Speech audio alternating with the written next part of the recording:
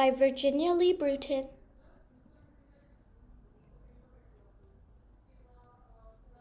Once upon a time, there was a little house way out in the country. She was a pretty little house, and she was strong and well built. The man who built her so well said, "This little house shall never be sold for gold or silver, and she will live to see our great-great-grandchildren living in her." The little house was very happy as she sat on the hill and watched the countryside around her. She watched the sun rise in the morning and she watched the sun set in the evening. Day followed day, each one a little different from the one before. But the little house stayed just the same.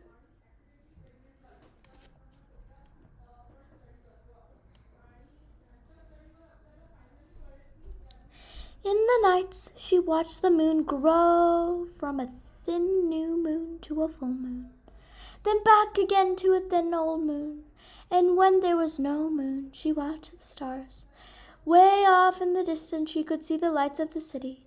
The little house was curious about the city and wondered what it would be like to live in there.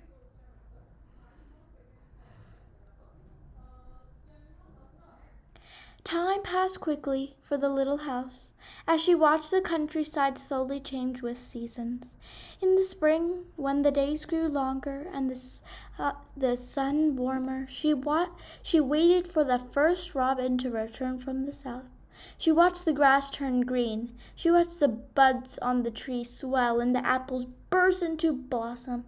She watched the children playing in the brook.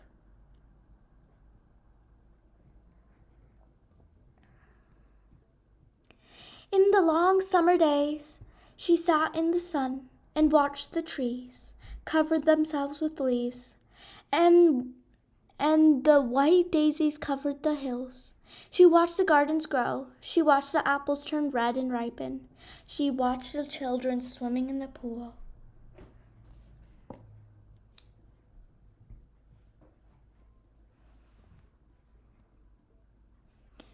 In the fall, when the days grew shorter and the nights colder, she watched the first frost turn the leaves to bright yellow and orange and red.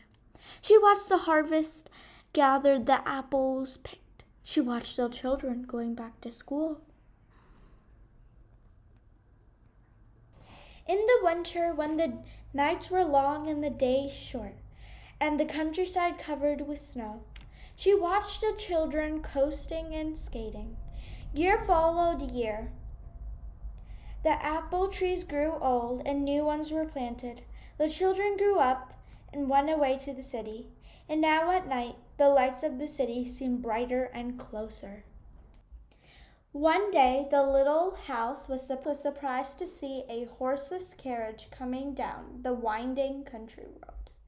Pretty soon, there were more of them on the road and fewer carriages pulled by horses. Pretty soon along came some surveyors and surveyed a line in front of the little house. Pretty soon along came a steam shovel and dug a road through the hill covered with daisies. Then some trucks came and dumped big stones on the road. Then some trucks with little stones. Then some trucks with tar and sand. And finally a steam roller came and rolled it all smooth, and the road was done.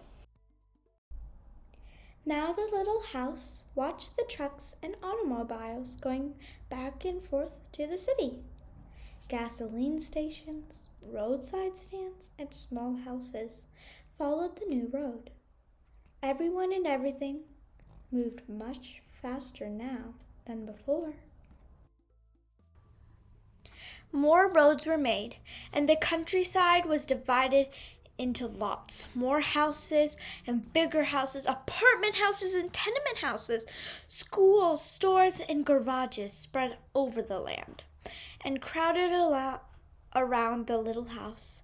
No one wanted to live in her and take care of her anymore. She couldn't be sold for gold or silver, so she just stayed there and watched.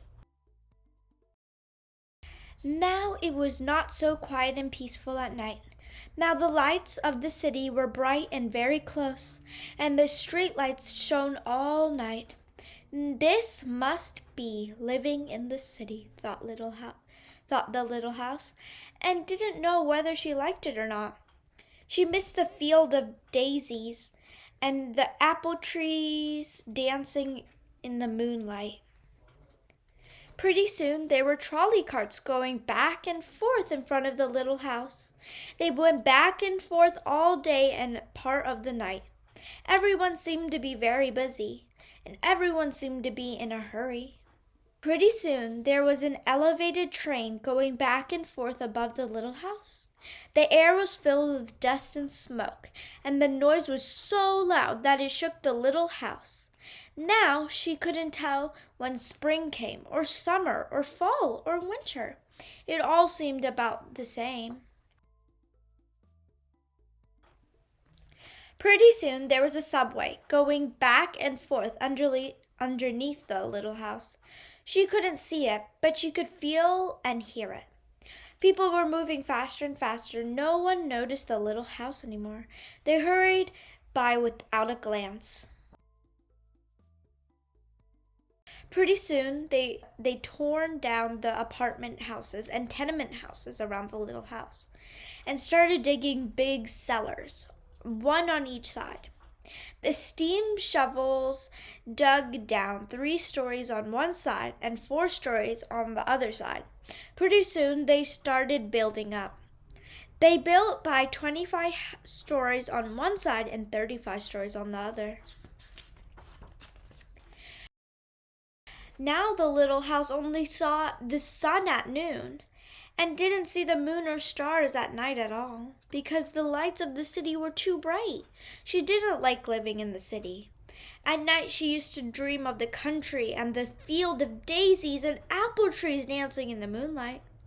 The little house was very sad and lonely. Her paint was cracked and dirty.